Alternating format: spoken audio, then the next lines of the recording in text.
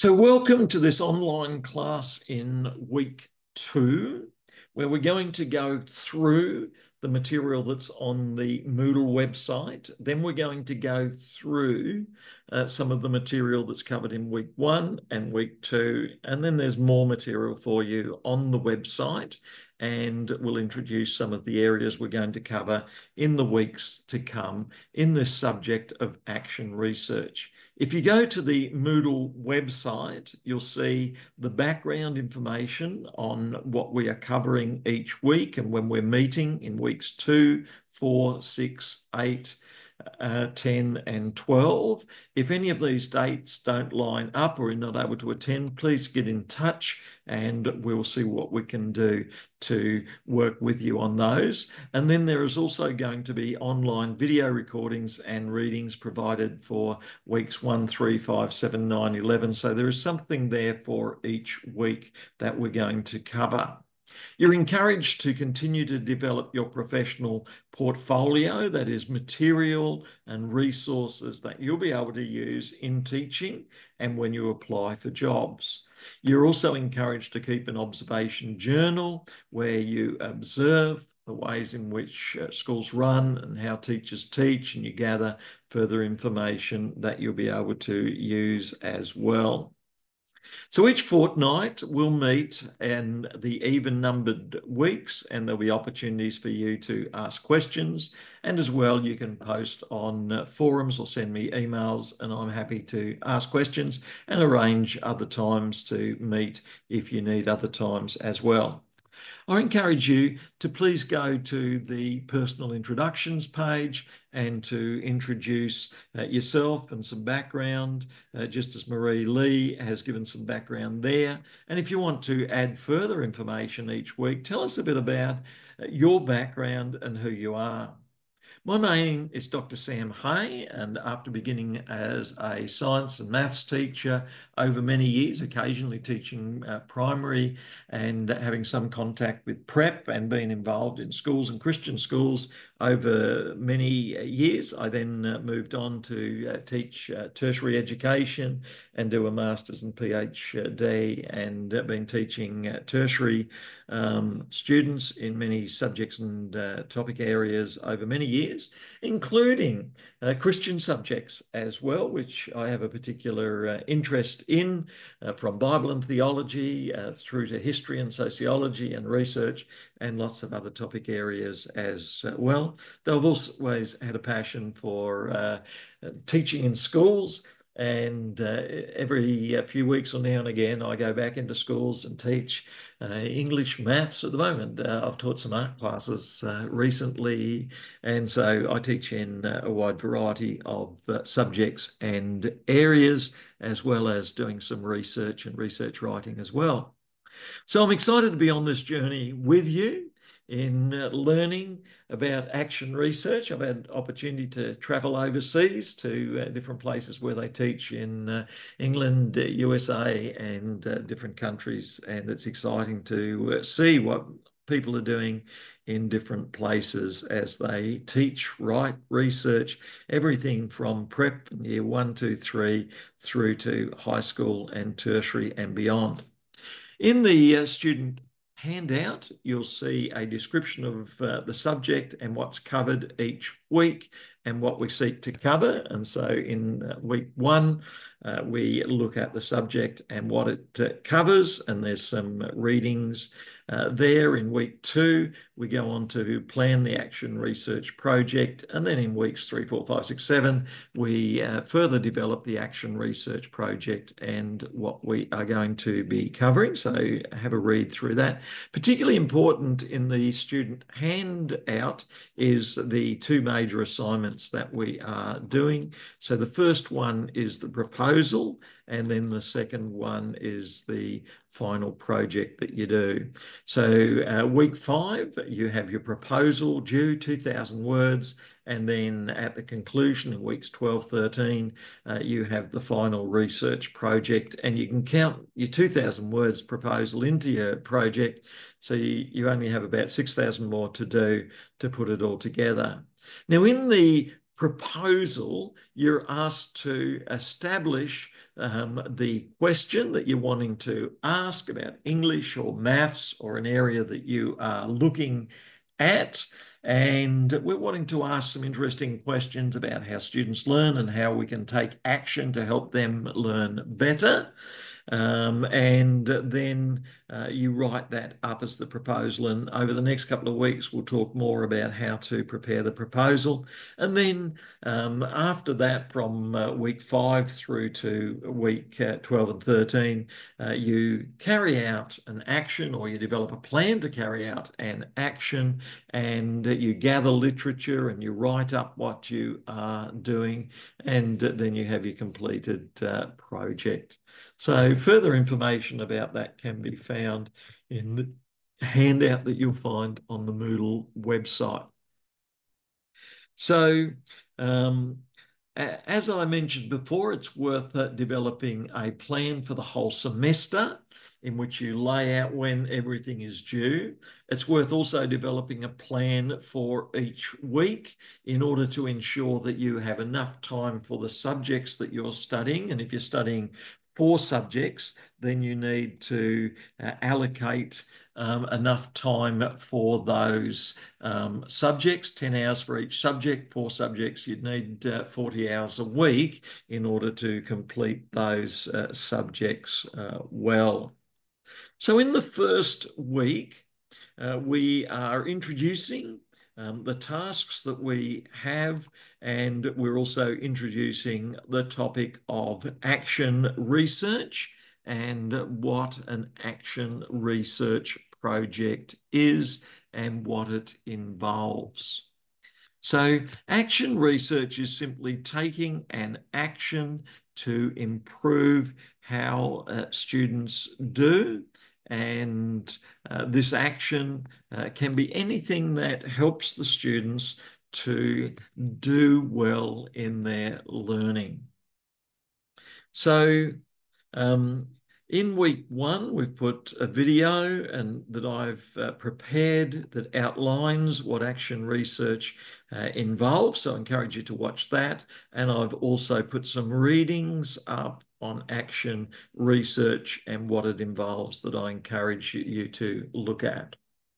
So the first thing we want to do is to identify what's an area in our teaching that we could take action in to help in. And so in English teaching, I know in my teaching, we've tried a number of steps. We've had students to keep journals. We've had students to do readings each day, or in homework, we've had students to reflect, students to prepare oral presentations. There's been lots of things that we've sought to do in literature teaching.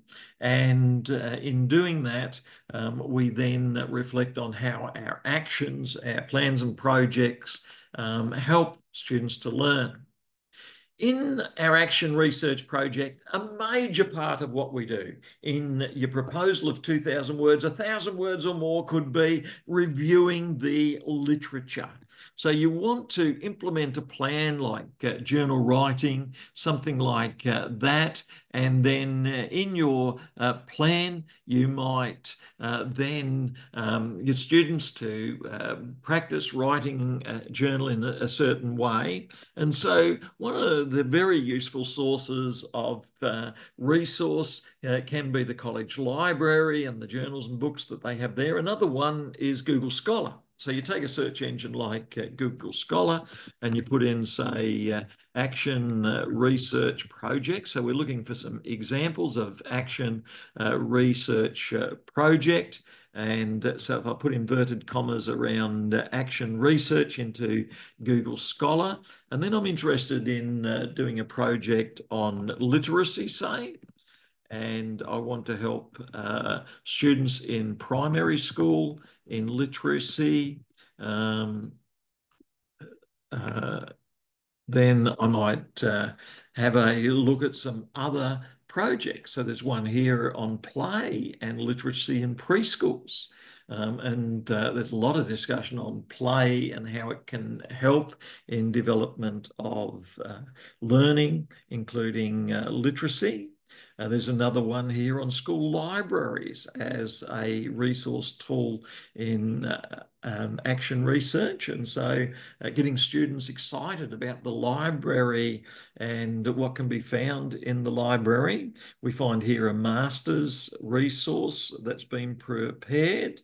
Notice the example of the cover page, the abstract, and the outline of what is covered. All of that, I think, is very useful as a model for what you might do.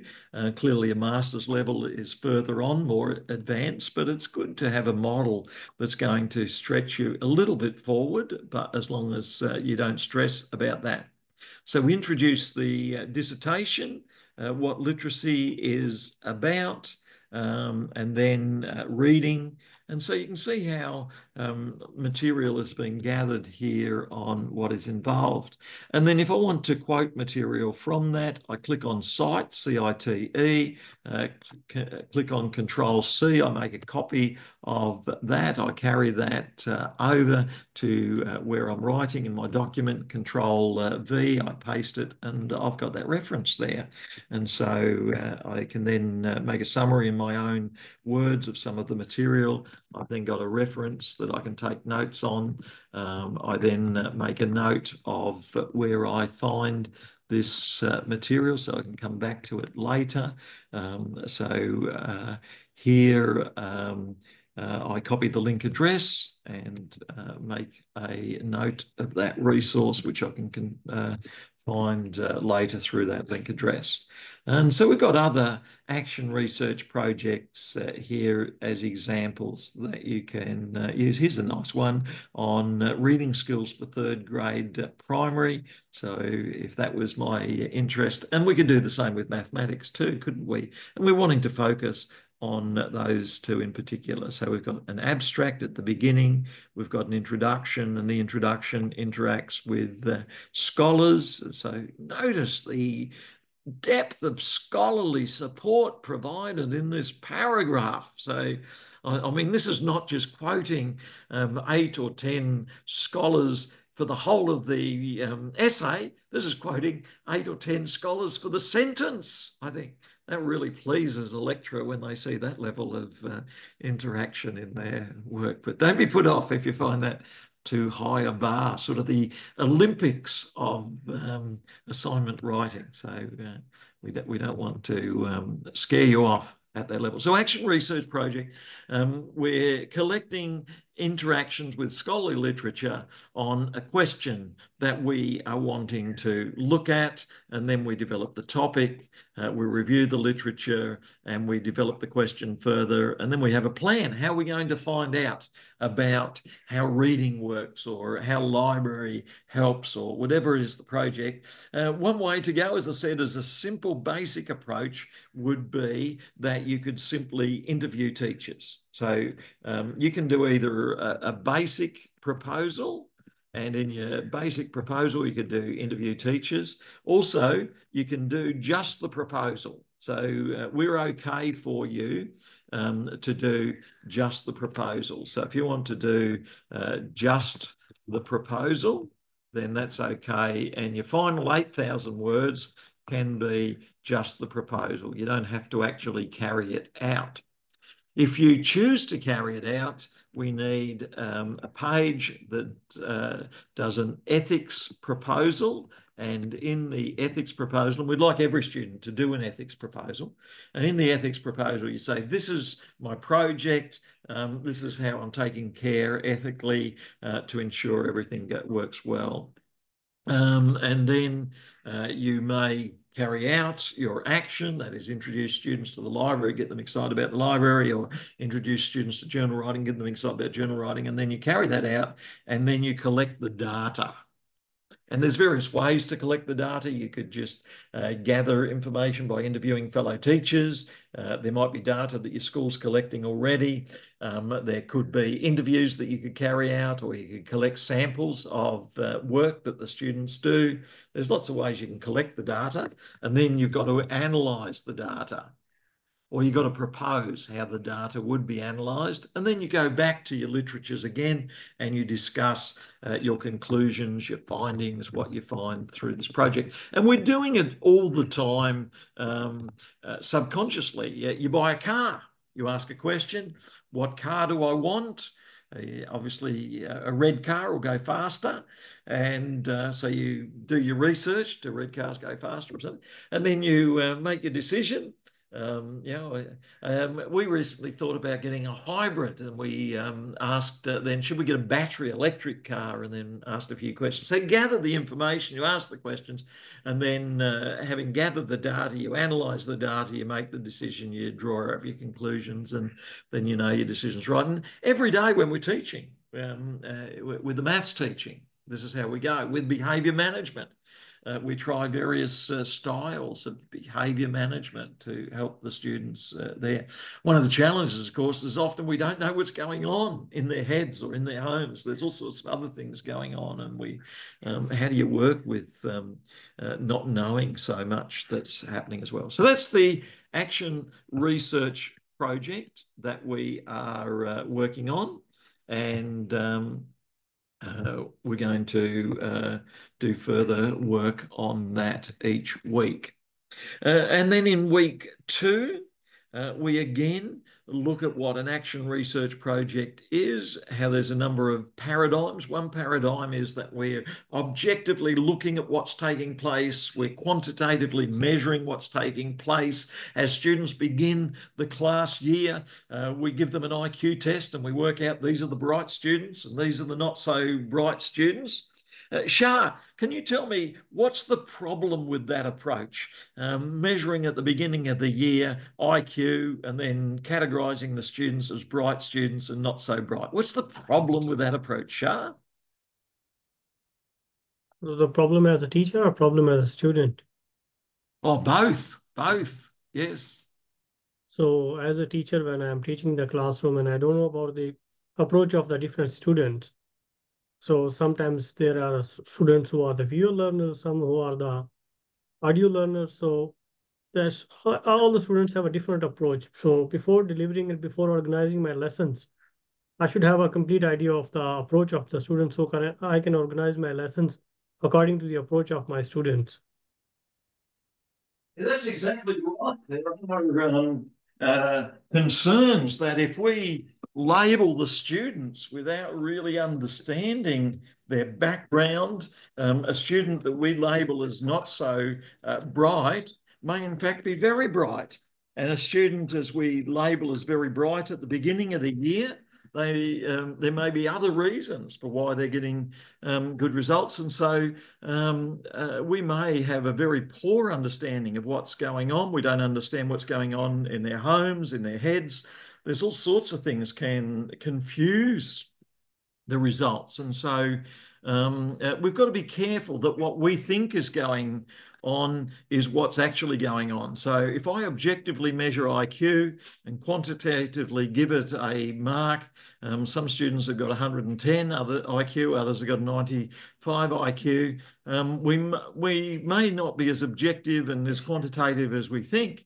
And so a more subjective awareness of culture and language and qualitative understanding would interview the students one-on-one and ask, what's happening at home? How are you liking school? And would find out more about what's going on. And so this is a different paradigm, a different methodology that looks at what is going on. I quite like the more subjective, cultural aware, language aware, qualitative approach, in that it more fully understands the student as a complex person situated in culture and in language and families.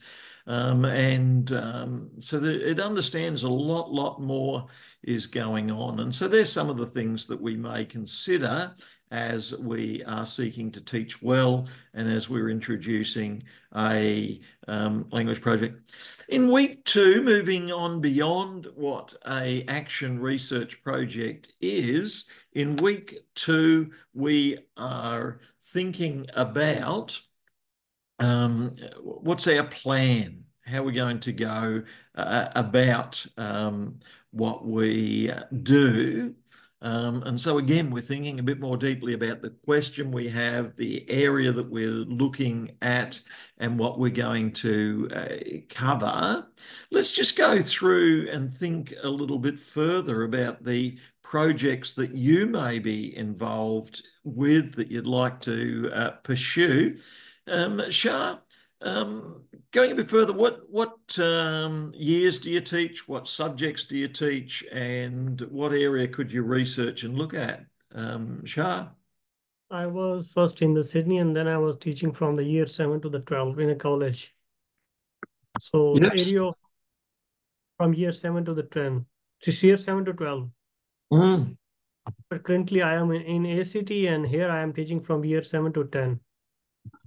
And what subjects do you teach, Shah? And I have a specialization in the biology and chemistry, but from the year 7 to 10, I teach sciences to the students. Yeah. And then again, if you had opportunity, we could look at biology, chemistry, science, etc. Though we are encouraging a focus on mathematics, and we're also encouraging a focus on English. So you could, in fact, look at science language if you wished. And so there are aspects of science and language and why some students feel very comfortable and interested with science words and language, and other students not so comfortable. So the English of science or the language of science. Alternatively, you could look at mathematics and science, or alternatively, you could look at mathematics and English as well.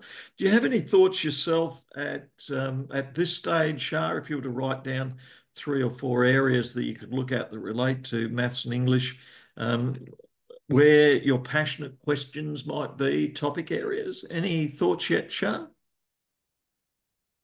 It can be the language of science, science and the religion, science and the culture. Yes, yes.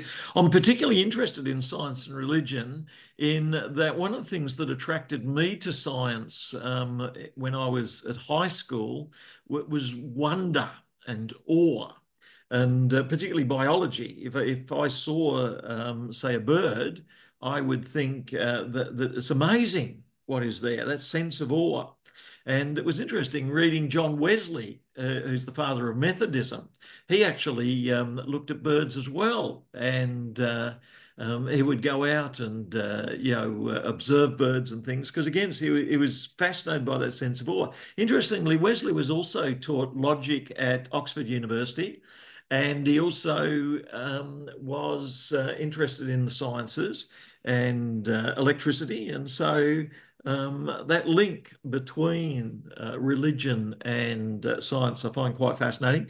More recently, I've been reading some Niels Bohr and Albert Einstein. And Einstein was concerned that everyone was reducing everything mechanically to Newton's mechanics. But in reading some aspects of the book of Genesis as a Jew, Einstein was aware that a lot of what's going on is unseen and different to what we can see.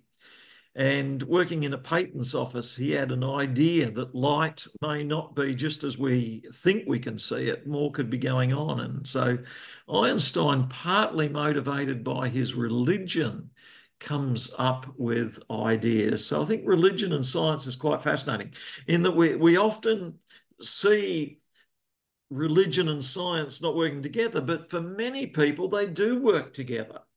And that's quite fascinating. Yeah, I talk to doctors and find that they are often Christians and science people, and they work together, their religion and science. So I find that quite fascinating. And then the language of awe and language of faith, I think, is quite fascinating. But yeah, there's a lot to explore in language of science, and A yeah. similar question. A similar question I have asked to my few of the students when I was in the placement. I was teaching मेरा कर 40 minute late आ गए Yeah, and sorry. I was teaching in us when I was in the placement, and I was teaching geography to the students. And I asked them a very interesting question, like, what is the role of birds in the geography in the history? Mm. And what were some of the ideas that they had?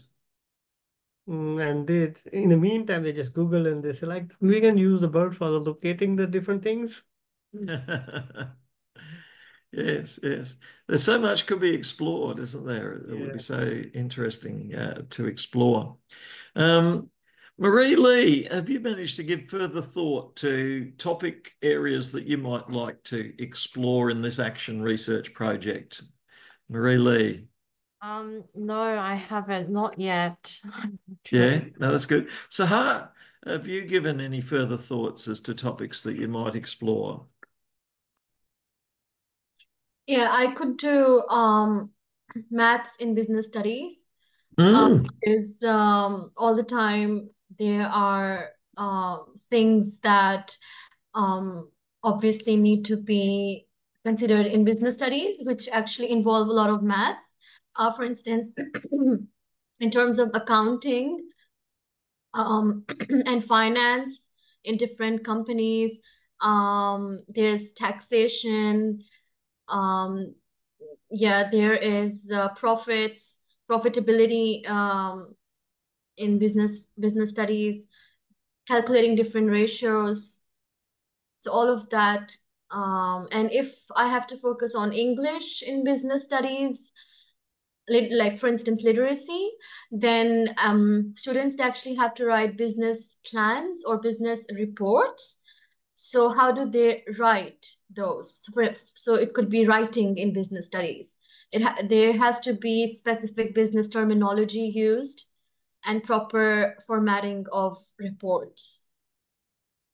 So it's on I think this is really good, Sahar. If you write down all of these and then think through what's going to be the most interesting, the most valuable, the one that's going to really work well. I found budgeting for me often worked quite well in that it's such an important skill to be able to balance the left-hand side and the right-hand side of the ledger and the black and the red, and to see them balance. And so that sort of mathematical literacy in accounting and business, I think, is very important. And then literacy, as you say, to be able to prepare what is a good literacy report. And then for your action, you could introduce models, or templates. Or what are some of the other ways, real life examples? And so one of the things that we've done is that sometimes if you divide your class in half, and then one half is introduced to models or templates or real life, and then the other half of the class isn't introduced to it over the next couple of weeks, but then 2 weeks later, just to keep everything balanced, they are introduced to it. You can think, how effective are models or templates or real life examples, or you bring in a guest speaker or whatever the method is? How effective are they? And because you can measure then, how effective it is, and you can interview the students and see, how helpful was this? To try models, templates, real life examples, all of those things. Did that improve their literacy in business studies? Did that improve their ability to use a budget or ratios or profit and those sorts of things? So action research is about taking an action and then looking at how students respond to that action, and then gathering data about how they respond, and then looking at how effective our action is. And sometimes if we come up with an action that's really effective, then we know that makes for better teaching, makes for better schools. So that can be very useful. Lily, do you have thoughts on what would be a project that you might like to carry out in action research projects? Not too sure yet. Mm-hmm. And Simma, do you have thoughts on a project you might like to carry out?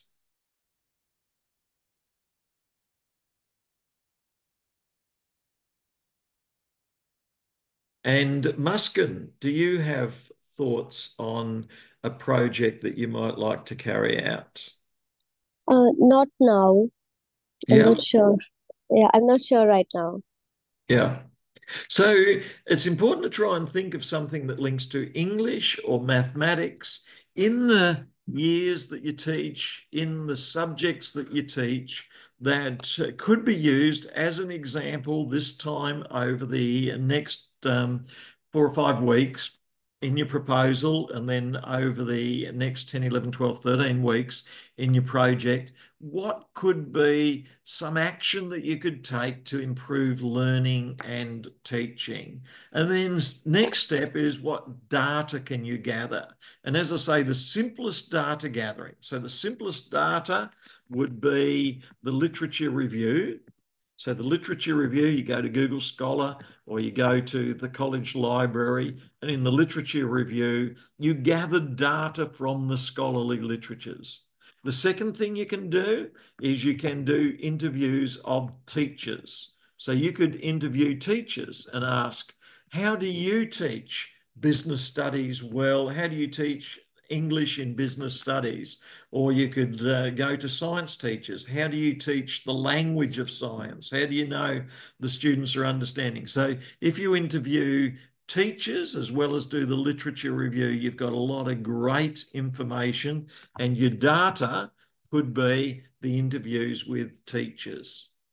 Alternatively, or in addition, you could collect some of their work. So you could collect the student work, and so you could ask them to write something, and you could try and improve their business writing or try and improve their science writing, and you could collect the student work, and then you could look at how some of your actions help improve their work. So your actions might be models or templates or real life examples in business English, or in business communication.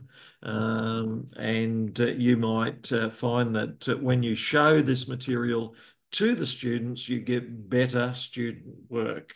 And so if you were to collect student work, so if you collect student work before you give them the models, the templates, the examples, the real life examples, then you have your base data that you work with, and then you give them your model or your action, and then you collect more student work. So you collect student work examples 2, and then you can compare student work example 1 before your action with student work example 2 after your action. And the same with science. You could get students to write a science observation report, and then you could improve English in science or scientific English by giving them a model or an example, and then you could collect the student work too. Of course, there's a complexity to that in that students do learn over time and they learn from other sources, but comparing student work 1 with student work 2 after the action and the intervention gives you material to work with. So they're the sort of things we're doing in the Action Research Project. So can I get everyone to write down 2 or 3 things that you might want to look at? And obviously these aren't definitive, but can I get you to write down 2 to 3 areas I could look at as actions, as action research projects?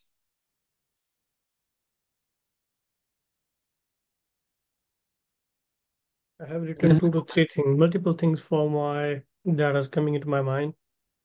First can be the science in the real life. Second can be literacy in the science studies. It can be overcoming the science anxiety.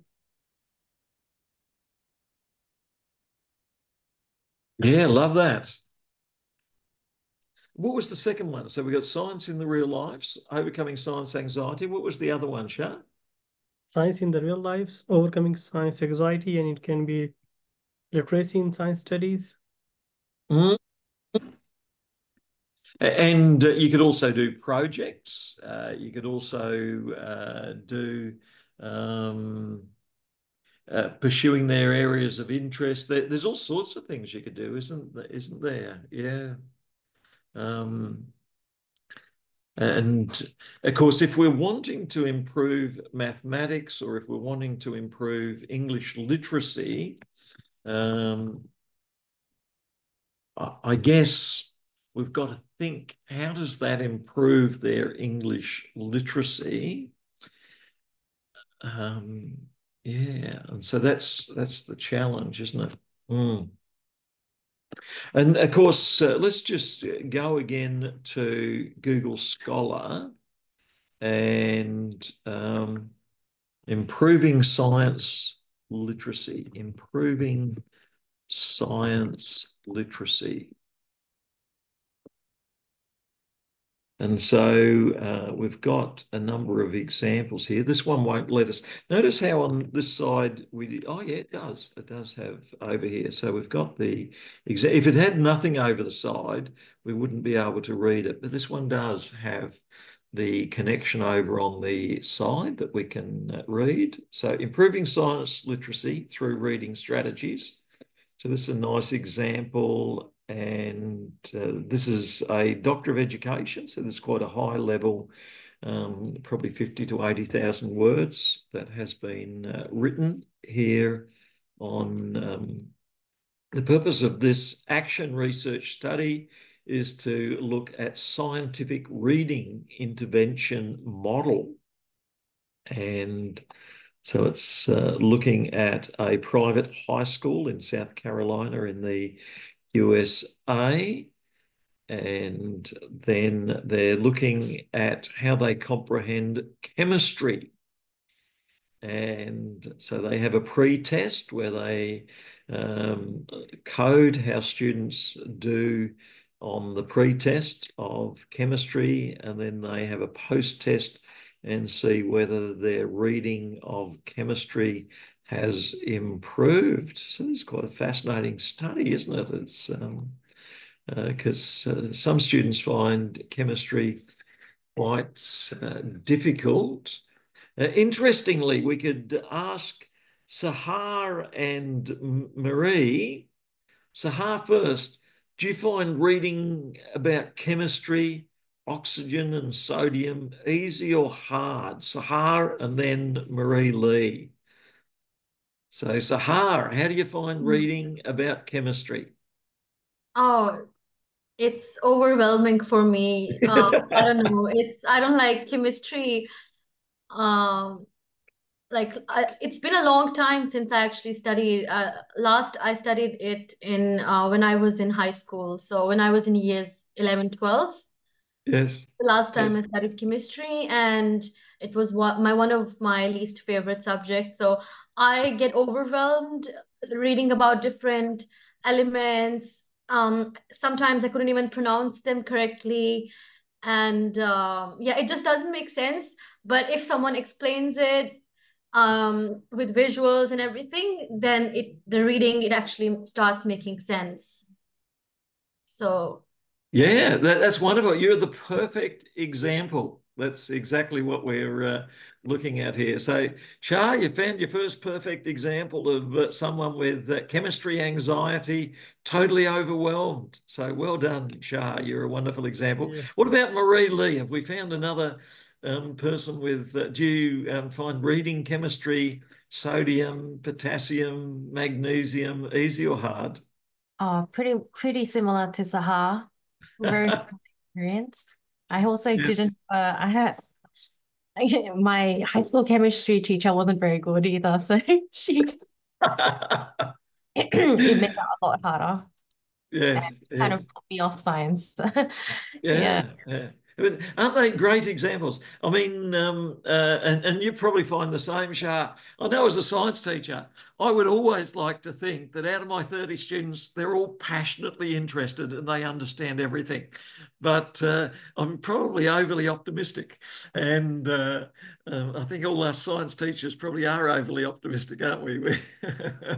And same with maths teachers there. Interestingly, I have a class I do on mathematics as a language of God, in which I discuss the idea that if 2 + 2 = 4, here where we are is the same as going to the other side of the world. 2 + 2 still equals 4, and go to the moon. 2 + 2 = 4. And if I write on a blackboard and rub it off, it still equals 4, even after I rub it off. It indicates that there are concepts in mathematics that are much bigger and beyond what we have. They're written into the very architecture and nature of the universe. And if God makes the world, then these are one of the languages of God. And just as we should celebrate the language of music, the language of art, the language of beauty, the language of our faith, we can celebrate mathematics as a language of God. And so as you look for patterns in the world around us of maths, some students get quite excited by this idea of maths as a language of God.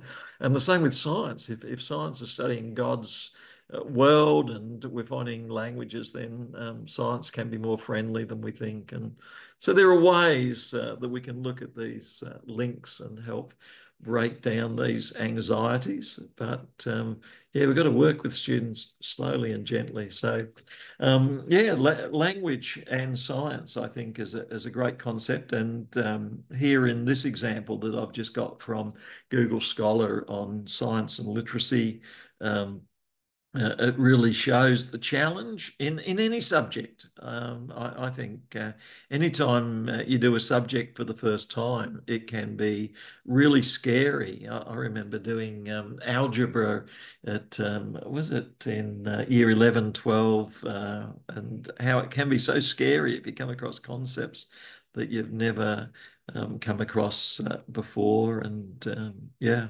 So there's science, there's literacy. And then interestingly, we'll ask Shahar in a minute as to whether he finds business literacy scary as well. And so that would be interesting. We've had science being science anxiety, but there could be business anxiety as well, and profit loss and all of those things. So if we put in business, so if we put in action research, so action research and business literacy, and we're looking at school age and even primary school. So I'm trying to bring it down to try and avoid just getting the tertiary. And so we're looking for examples of, so we've got financial literacy in elementary schools. And so there's one example.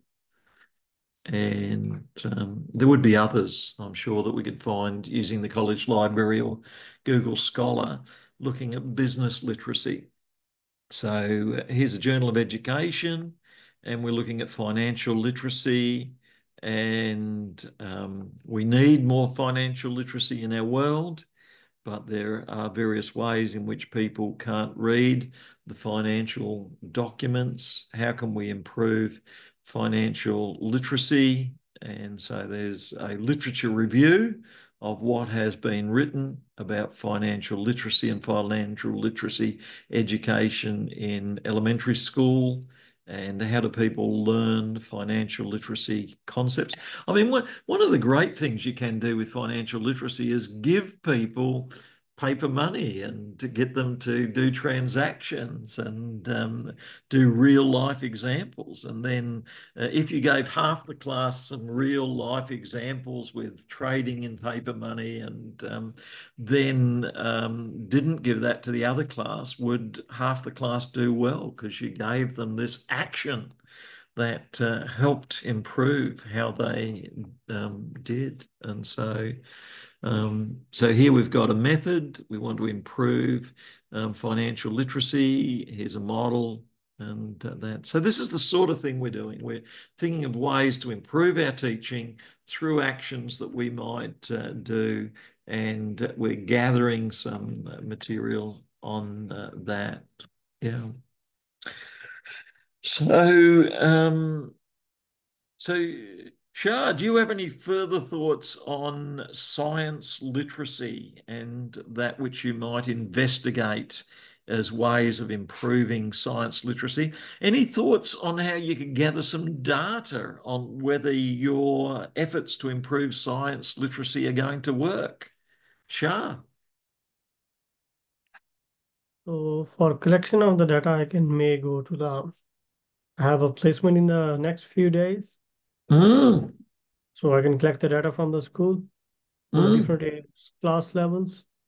That can be helpful for me to organizing the research. Yeah. And particularly if you talk with the class teachers, talk with the school and say, look, I'm interested in finding, are there ways that we can improve science literacy?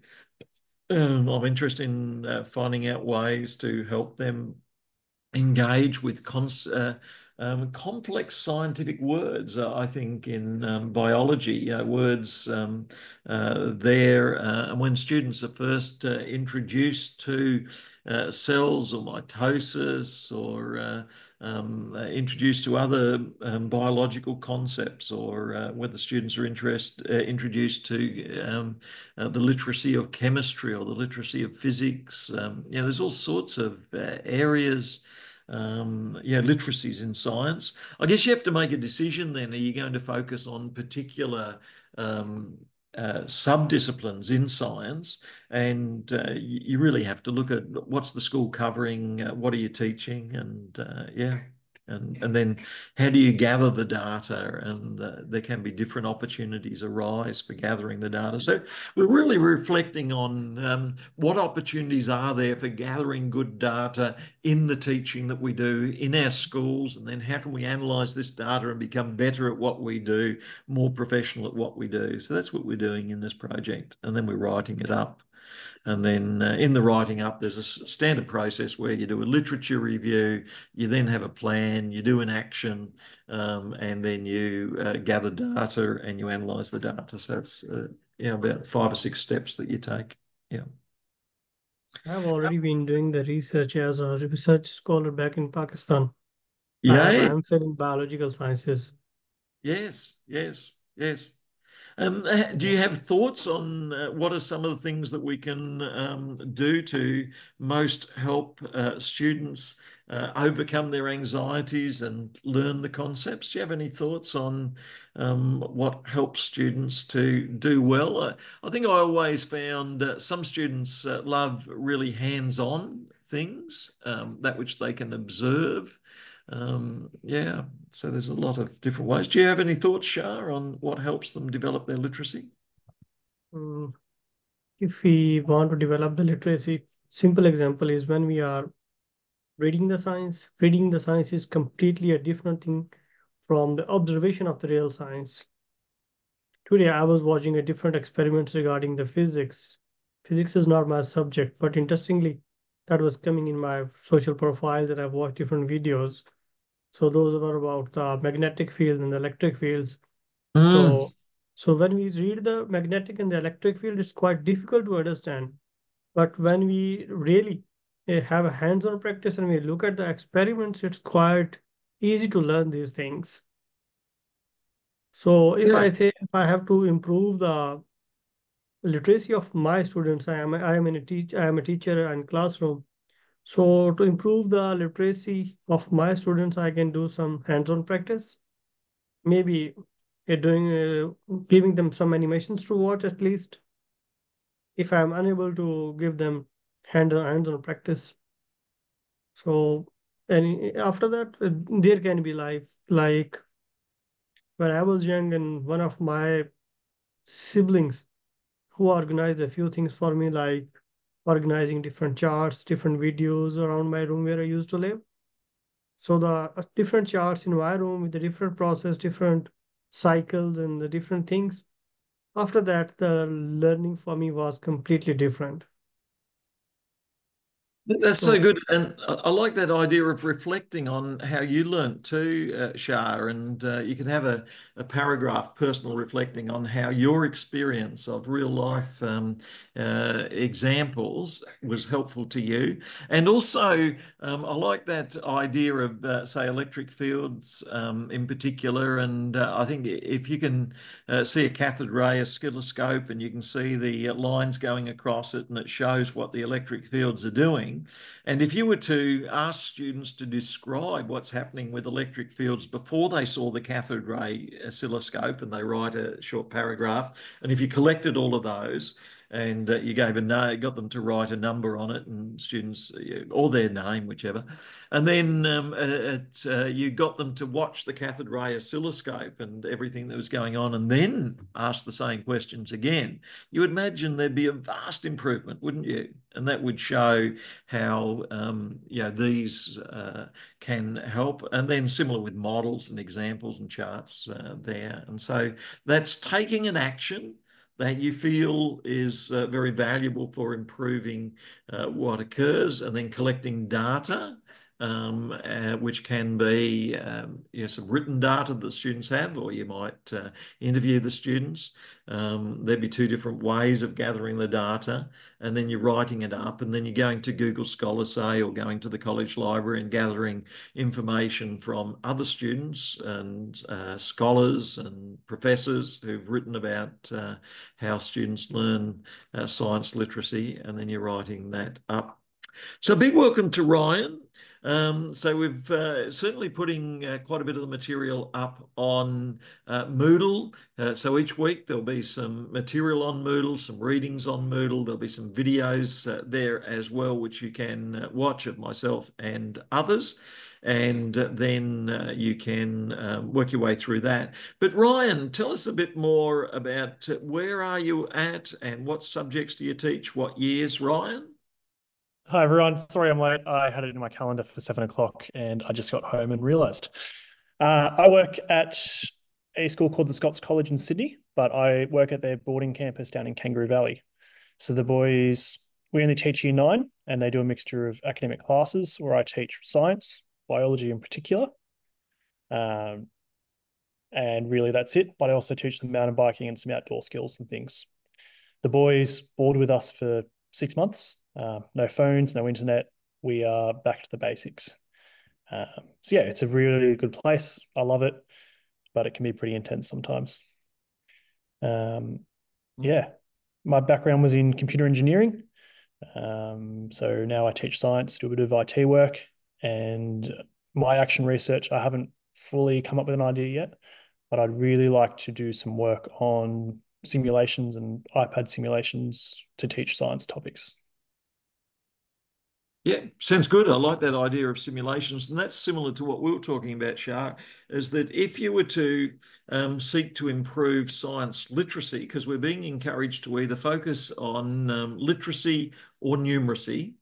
And so if you were to try and improve science literacy through introducing students to some simulations, and if you were to give them a quiz before they were introduced to the simulations and say, what do you think about? And then if you were to introduce them to the simulations, you could then measure the success. Even better would be if you divided the class in two and you introduced half the class to a certain example of simulations and then introduced the other class to a different approach to the simulations and then measured the two and compared them. Well, and I'm quite lucky in that I've got Yeah. 2 science classes, both doing Wow. teaching Yeah. the same content. So I should be able to do some Yes. pretty good A/B testing. Yes, yes. And then if you swap it around in order to make it fair, so that you then introduce the other ones. Otherwise, you might leave some students never taught what they, etc. And but if you do it that way, you actually then get this A/B contrast, as you say, which would be quite fascinating to see. And then you can write it up and gather it. So yeah, I think it sounds like the two things that are standing out at the moment are science literacy. In that they're encouraging us to focus on literacy and numeracy, and then business literacy. And recognising that some of our students have science anxiety and are not coping with certain science concepts. And some of our students have business anxiety and not coping with business concepts. And what we're seeking to do in this subject, I think, is to introduce actions that help students become more comfortable with their science and with their business literacy. So that's what we're seeking to do. So I think that's really good projects. And then each week we're going to have material that we're going to cover on Moodle that's going to give us further insights into the proposal and what we are doing. And then it's also going to give us insights into the literature review, how to do a good literature review, gather good literature about the area of science literacy or business literacy or the other topics that we are looking at, and then develop some good questions that we could ask and some good actions that we could carry out to improve their science or business literacy or other forms of literacy or mathematical literacies. And then we're going to then try and collect data in various ways. So that's the other thing that you've got to try and think is, how do you get some data? And one easy way is just to give them a task to do, and then gather the results of the task before you carry out the action, and then carry out the action designed to improve their literacy, and then you give them another quiz again and see whether we've had an improvement. And then you might want to examine what's occurred. That is there a gender difference? Do some gender respond more to the action that we are running with, and what are the reasons for that? Is there a teacher-student engagement? Is there a cultural reason? And so we could try and dig a bit more deeply into why some students are picking up the literacies more than others. Business literacy, science literacy. One of the fascinating questions is there one science literacy, or are there 20, 30 or more science literacies? That is chemistry literacy different to biology literacy, different to physics literacy? And so that's another question off track slightly, but it's quite fascinating as well. And then similarly with business, is there one business literacy, or are there 20 or 30 business literacies? And so, that's a fascinating question. Sahar and Marie, do you think there's one business literacy, or are there many business literacies? Sahar first and then Marie. I think that if we break business studies further, there are different functions in business studies, which are like HR, human resources, we have finance, operations, marketing. So for each of the 4 functions, there could be different business terminologies involved. So in that sense, it's a bit different from function to function. But overall, it's still under business studies. So it's just different functions. And it's so interesting to think that there are some languages that cover all of business studies, and some languages, literacies, that are more specific to certain areas, aren't there? Marie Lee, what do you think? Is there one language or literacy for the whole of business studies, or is there multiple literacies within different aspects of business studies? Your thoughts, Marie Lee? I would definitely say there's more than one.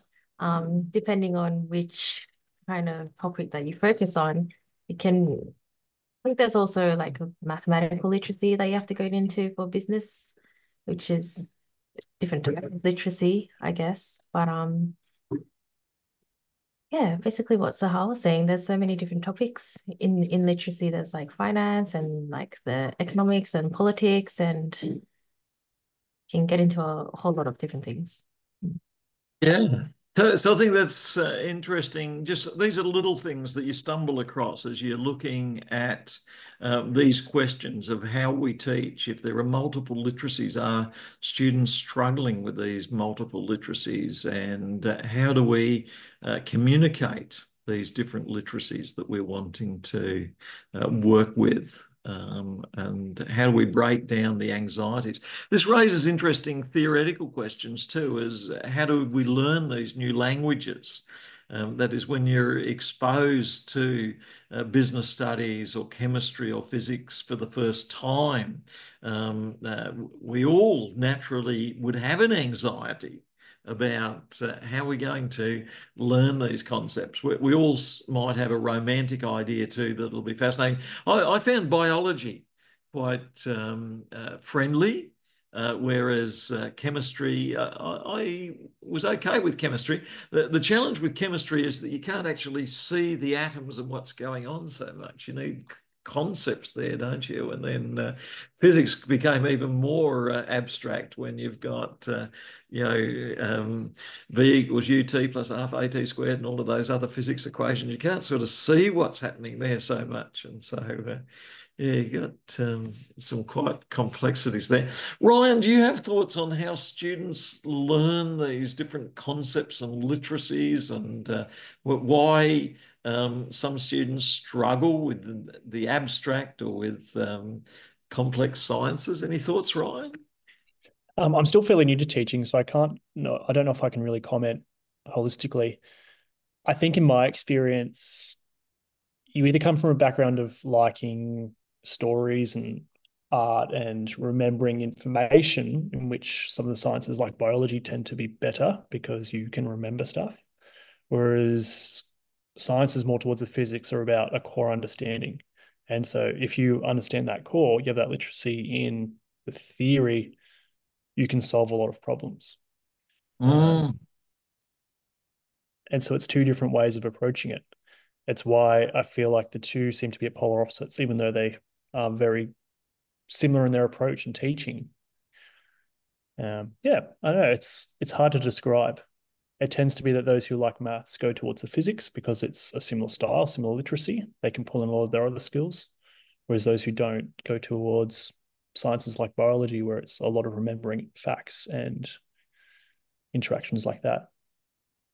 Yeah, it's interesting the way in which, some students, and I guess we need to appreciate student difference, and the ways in which students learn, and how long it takes. There's all sorts of things going on, isn't there, as well? And then got a bunch of other sciences as well. Like you talk about geology, social sciences. Yes. Over whether geography is a social science or whether it's a humanities. Yes. It comes down to how it's taught and approached. Yes. And even within psychology, you have a whole range of psychologies. And so, and there's a huge difference between neuroscience and existential psychology and positive psychology. And so every subject has many sub-literacies within it too, doesn't it? And different models, different paradigms, and how we teach students and get students excited about these is quite fascinating aspects of what we're doing. So behind all of this, there are theories about literacies, there are theories about business, there are theories about science, theories about physics, chemistry, biology, and so theories about how students learn, theories about the very concepts and what's going on as well. And so it's worth getting up to speed a little bit with these concepts. One of the things that you have to be careful is when are you staying central to your question and your area of study? And when are you going down a rabbit track that's getting further and further away from what you're doing? And so you've got to make your decision. If you're teaching year 9, year 10 science, what is it that you're really wanting to focus on as the major thing they're learning? So you might want to write down, what's the major thing that I want to teach in business studies or in science in the class that I'm teaching? What are the major concepts? And then what do the theories tell us about how students can get a hold of these major concepts? And then you then seek to think, how could I help the students most to get a hold of these major concepts, and where can I find some scholarly material there? So can I get everyone to write down again now, what are 2 or 3 areas that you could look at as your action research project? Because I think this is central to what we're wanting to be thinking about in week 2, in that we've only got 3 more weeks and you have to put a proposal in. Now, obviously, you can make plenty of changes over the next 3 weeks, but we need to think a bit about what is the area we're going to look at. And it looks like now we're narrowing it down to science literacies, business studies literacies, and there could be other areas as well. And so it looks like Sahar is thinking of business literacy in terms of writing business reports in year 11. Sahar, what do you think helps some students do a good job of writing a business report in year 11, and other students lose interest or do a dreadful job? What makes the difference between those? And I guess one example is real life examples that are inspiring and interesting. That would be one way. But what do you think makes the difference between writing good business reports in year 11 and not doing it well? Sahar. Yeah, so I think that if students read sufficient case studies of actual businesses, and if teachers actually spend some time giving real life examples of different companies, and then looking at specific area and business problem, that actually really helps them think about how they want to address the question being asked in the business report. And also, obviously, if they break things down, if teachers show them how they can break down the business report and link it to the syllabus, they actually do well. But other students who don't really look at real life businesses and don't study the different terminologies, they can make sense of the question and what's going on. Great ideas here. So real life case studies, interesting case studies, and then introduction to the terminology. And so one of the things that we often use is a handout that might have 20 or 30 terms and definitions of the terms.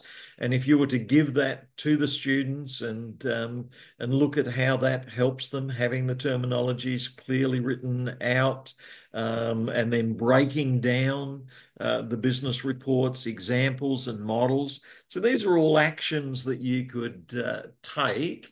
And you could just carry out one of these actions, or you could carry out 2, 3, 4, 5 of these actions, and then you could look at how these various actions improved student performance. I think it would also be interesting to identify students who didn't perform well. And so there could be students who don't perform well, and you could actually then think, can we sort of do a one-on-one interview and sort of seek to understand what's going on with a student who's struggling there. And certainly I've found sometimes with the mathematics class, you interview the students and you find a student will say, I have no interest in mathematics. I only want to do English and drama and another subject. And I think we have to work with students. If the student comes from that background, we've got to realise they're valuable students. They're God's creation, and let's work with them. So that's great. I really like what you've suggested there, Sahar. Moving on to Marie Lee. So primary students. So we've got spelling, and I know what it's like. There often there are spelling monsters out there who they examine every spelling, don't they? And they jump on you if you make a spelling mistake. And so is that the way to help those who have spelling challenge?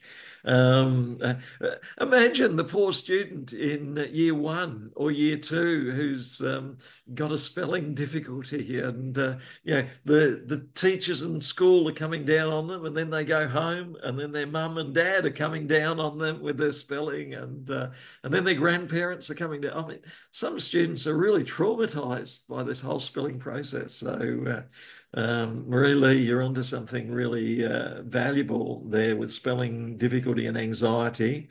And then how can we help with improved reading, improved, etc.? So these are some great topics you could look at. You could do an entire focus on spelling if you wish, Marie Lee, or you could do an entire topic on reading fluency and peer feedback and tech application and reading eggs. I mean, you could do a whole topic on reading eggs. I think that would be quite fascinating. And then dyslexia, you could do a whole study on dyslexia as well. And I think it's worth having a few things up your sleeve as a teacher. So obviously you can develop expertise in, say, dyslexia, but then you've got to decide, is the school going to make use of that expertise? So that's one of the challenges, is that sometimes your expertise doesn't match up with what the school is looking for, and so you've got to be careful as to. I know. For a long time, you get put as a teacher into certain pigeonholes, and you'd love to go and teach in other areas, but they put you in a pigeonhole, don't they? And so it's very hard to break out. Marie Lee, do you have thoughts on which out of these topics you love and like most out of, say, spelling or fluency or tech apps or reading eggs? Or dyslexia? Which topics do you like most? Do you see most valuable, Marie Lee? You can just call me Marie. That's all right. Yes, thank you. I have found a lot of kids actually being able to verbalize that they can't write because they can't spell, saying, I can't spell, so I can't write. So they don't want to do any writing or typing. So I think that would be valuable to do, so I can, grow in that area and know how to help them, I guess, more practically. Reading fluency is always quite interesting. There's a lot of I think some schools are talking about how peer feedback is such an what is it, important thing in reading fluency. A lot of teachers are very torn about this, saying it's useless or saying that it's actually working. So be interesting to get into. I don't know exactly like what action I could do for these and how I would carry it out. I think having some clarity in that will help me decide on which topic to choose. Especially because I don't have my own class, like I'm teaching casually. I don't have many teacher friends either. So it's going to be hard to find people that I can interview, and to be able to test these actions, I guess. So, yes. Do you have any? Certainly, one of the things that we can work with Marie is that we don't have to carry out the project. So you can come up with the project, you can investigate it, and you don't actually have to carry it out. So you can actually do a proposal, and you could explain that because you only have some casual teaching, you don't have the opportunity to carry out the project, but you can develop 2,000 words and 8,000 words on a very interesting topic that you hope to find out more about in the future. And from your literature review, you may find almost all the answers that you're after. So you won't actually have to carry it out, but because is that because there's already so much research done in those areas? Exactly. So if you don't have the opportunity so much and there's so much research done, then your capacity just to find that research that others have done can be just as good. You can become just as much an expert through that as actually carrying out the project, and you can do just as well doing that. And so if you're interested in peer feedback, you could, if you can find 15 or 20 people who've written about peer feedback, and then if you balance it up and say, these 10 say that it works really well, these 10 say that it doesn't work, and this is what we think is likely to happen, and give an opportunity in schools in the next 5 or 10 years, I would like to find out more, and this is some of the actions that I could work with. That is, we could form groups that the peers could help one another. I mean, a fascinating thing would be to, in your school, if you found out, are there students interested in certain sports? What about we encourage peer feedback on reading about the sports? Are there students interested in English literature about science fiction or Doctor Who or whatever it is? Is there peer feedback that we can encourage on a science fiction reading group? And is there peer feedback on creative writing and all of these things? So peer feedback, I think in future we could find out a lot more about that by doing certain strategies. Reading fluency, we could encourage various approaches to reading fluency as well. Dyslexia strategies, I mean, you can become an expert on all of the different strategies for addressing dyslexia, coloured glasses and all sorts of approaches there as well. So I think feel comfortable with how it unfolds, and you can get all the information you need just from the literature. You don't have to carry it out. You can suggest ways of going forward, and I would keep open spelling as an area of interest, and this idea that you've suggested that do people not write well because they can't spell well? Do people not spell well because they can't write well? And certainly one of the things we did in one school was we introduced compulsory 10 minutes, I think it was, to 20 minutes journal writing every day for every student. And so as part of the home group meeting at the beginning of the day, students would write, and then at one stage we introduced end of the day, you'd write a journal. And so, and you could get as much spelling mistakes as you want, write as freely as you want. But the whole idea was the more you write, eventually the better you'll become. The more you read, the better you'll become. And so there's lots of strategies that you can do. So I think that sounds great, any of those. And then Shah, I love yours. Science anxiety, science literacy, real life, language of science, and then, as we said, culture and religion. And then Ryan, you've got some great material there on science literacy again. And then you've got concepts of what's happening within cells there. And I think one of the things, Ryan, is to think about what's most important and central. I think genetics is quite important, perhaps. I'm not quite sure. I think certainly osmosis, diffusion, and all of these things are quite important for understanding what's happening within our tummies, what's happening with food, blood systems, all of that sort of thing. So do you have thoughts on how important it is to understand some of these processes, Ryan? Well, I think this is out of the syllabus that we'll be teaching. To understand diffusion osmosis is the baseline for how cells interact, how plants stay alive, water from roots to leaves. Yes. The fact that they can even overcome gravity is pretty Yes. interesting. And so without those fundamental understandings, you then struggle for the more complex topics of plant nutrition, human nutrition, how we get air in our lungs and exchange CO2. Wow. Wow. Yeah. And from that, you got a scholarly paper if you ever want to publish in a journal or something like that. There's a lot of great things there. And then also on textbooks and worksheets is obviously you got different levels from basic levels that are very easy to understand, but are they going deep enough? And then you've got complex work. Yeah, there's all sorts of great questions that you've got. Yeah. I'm trying to keep my options open and work with the syllabus that I need to teach and want to teach. Yeah. That would probably be more of a look on the pedagogy of how do we teach, how do we bring about the knowledge, what is more effective than something else? Is it better to have super explicit answer this question, find the answer in the textbook? Yeah.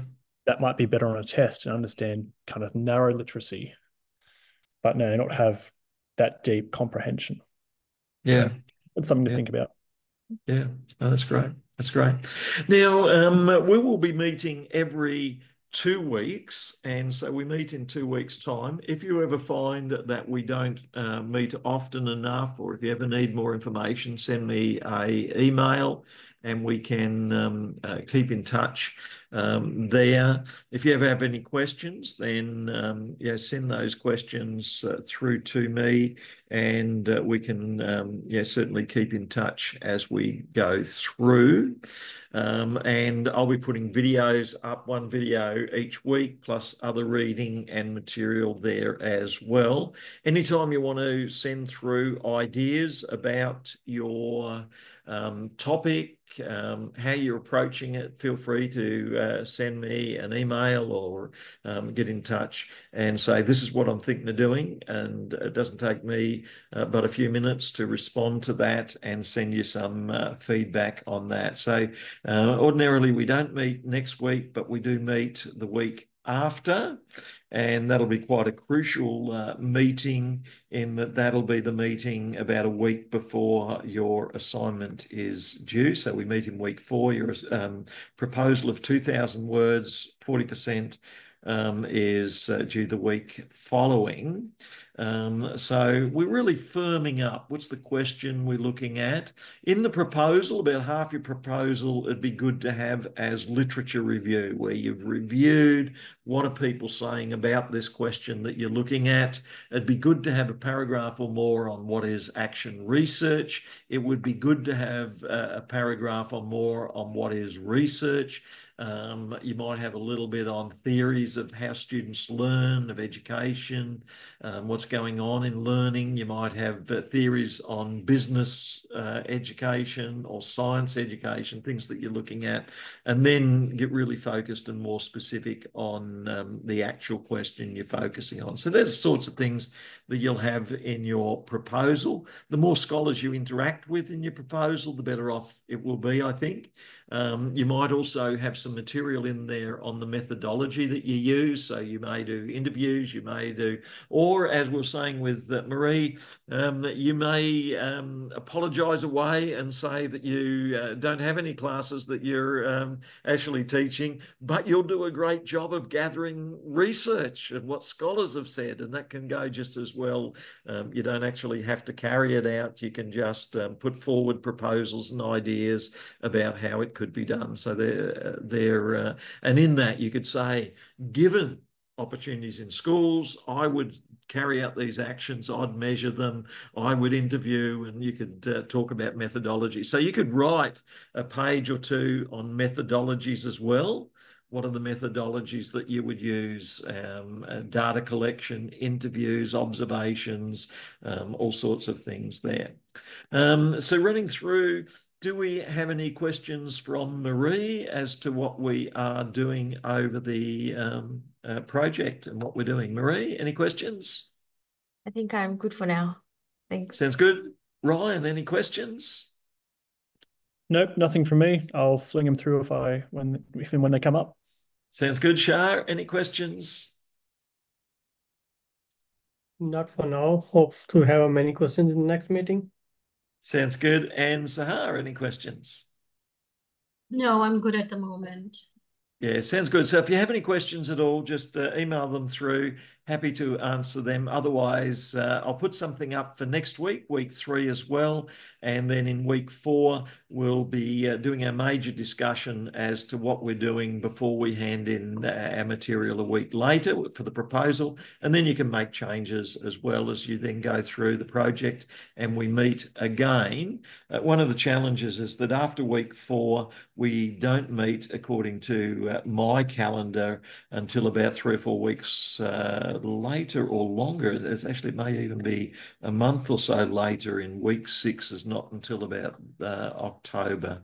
But that may fit with your busy schedules as well. But again, if you find that that's too long a gap, we could come up with something there as well, week 5 or something. But it depends on how much you've got on your plate and everything as well. But keep in touch and wish you well. Really enjoyed catching up with each one and hearing about what you're doing in business and science and other areas as well. And pray every blessing in all that you're doing. So thank you. Keep in touch. Thank you. Thank you. Thanks, Bye. Sam.